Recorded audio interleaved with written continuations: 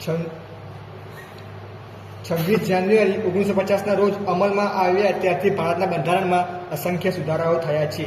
પ્રથમ સુધારો થયો હતો 1951માં.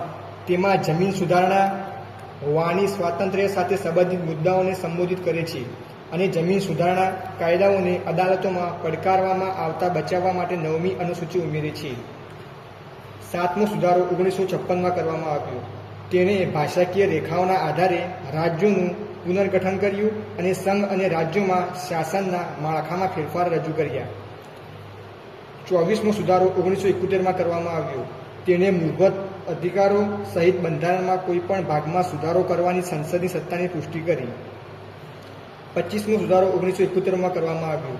તેણે સરકારને જાહેર હેતુઓ માટે ખાનગી મિલકત હસ્તગત કરવાની મંજૂરી આપીને મિલકતના અધિકારમાં ઘટાડો કર્યો.